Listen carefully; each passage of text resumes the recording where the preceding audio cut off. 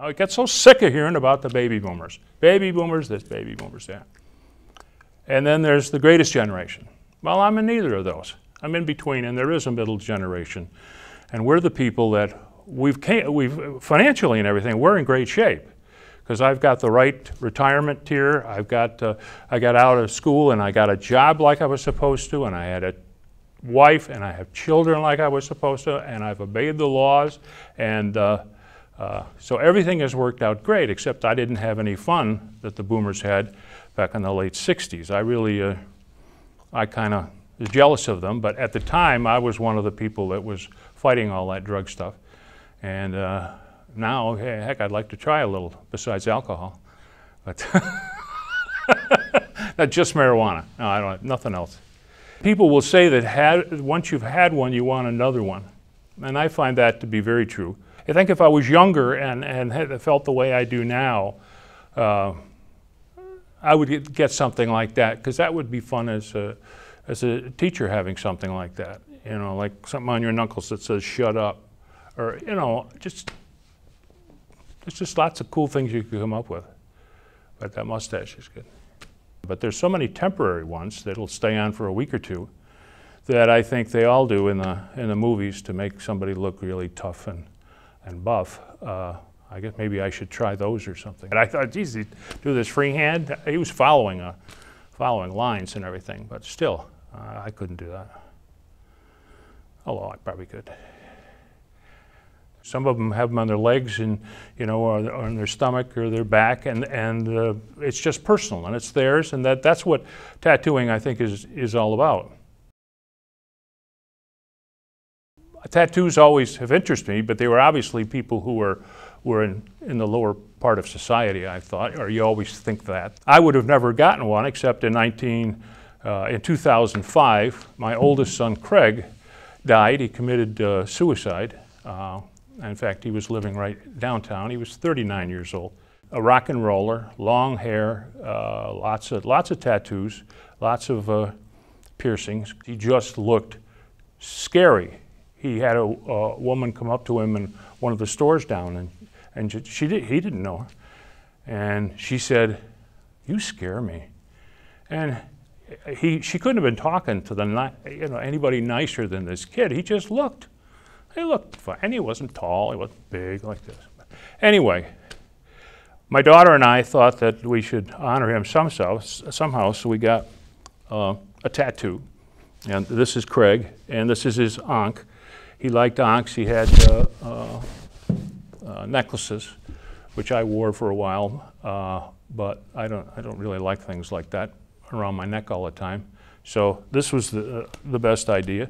Kristen got one on her arm, and we met and we had a good old time. You know, she's having hers done. Oh, does it hurt? Oh yeah, it hurts. And it's just like somebody scratching your skin with a pin, but depends on the area of your body too. But this isn't too bad here.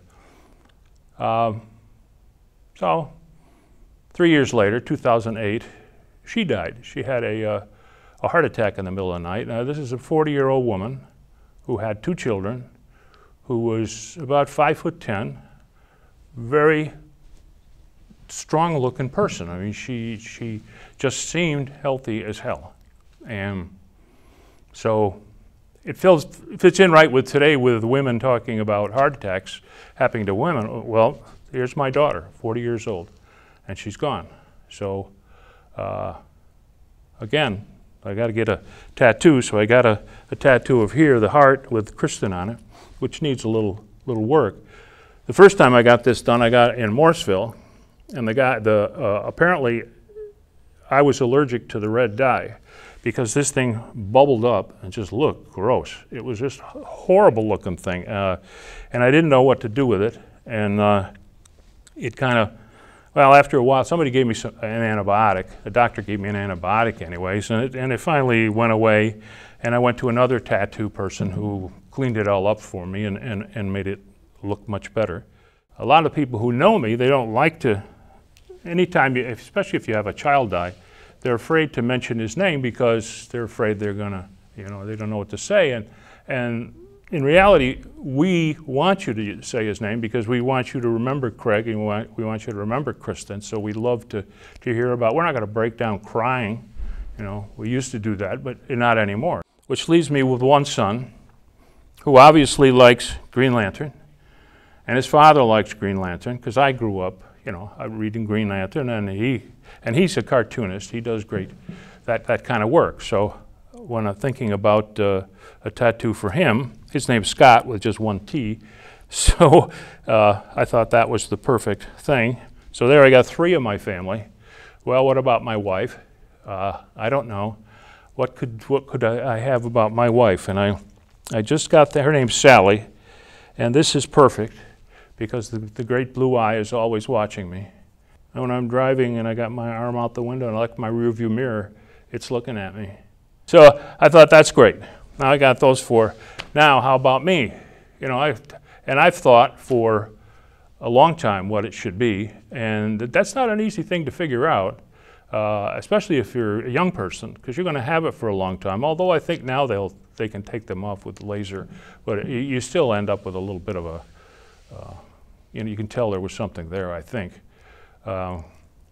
So to make a long story short, I haven't come up with one. I've got some ideas. I love the tattoos that come up from your neck and go up your neck like that. I really like that. But if you're going to be working a bank or something like that, I don't think you can do that because a shirt doesn't cover that. And you see so many tattoos on famous people that you don't know if they really got those tattoos.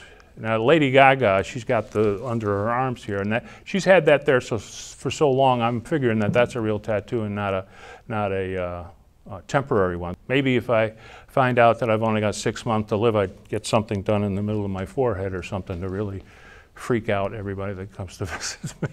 I'm going to be cremated anyway, so they won't see me in a casket like that, I don't think. The ones I've had, it's a great experience. They're nice people. I don't know where they get they just must be naturally talented, obviously.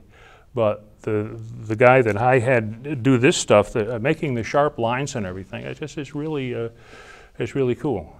I like watching those tattoo shows.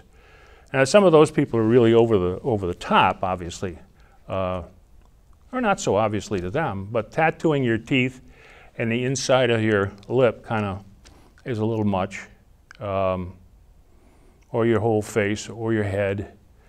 But so much of it is artwork, and the talent is amazing of a tattoo artist. I don't know how they do it without going too far into your skin, but they seem to do it. He said that when you get older, your skin tends to get thinner and you don't tattoo as well because your skin gets thinner and it doesn't hold the ink may bleed more in an older person. So that's not stopping me, but when we went down to Cortland, I'd never really been in a tattoo parlor before, and when we were going to have this one done, and there was a pair of handcuffs in a neon sign that were handcuffs, and it was a place you could get bail money. You could get bailed out. It was a bail bondsman. You know, I thought, wow, this is quite a place. He bails people out of jail and he does tattoos. Seems that's a good deal. It's making money. But I would always want it someplace where it could be seen. That is, I don't want to put one on the back of my leg. You'd only see it maybe in the summertime. You know, if it's that important to you, I would think you'd want people to see it. And when I see people with tattoos, I don't stop them on the street, but if we're in a situation where we're standing in line or something, I'll ask them if I can look at them. And we're always happy to show you, because, well, you must be proud of it because you had it put on there. And some of the stories are interesting. I think they like to talk about them. And I do too. I just did. And that's me. Married, 3 kids, 72 years old.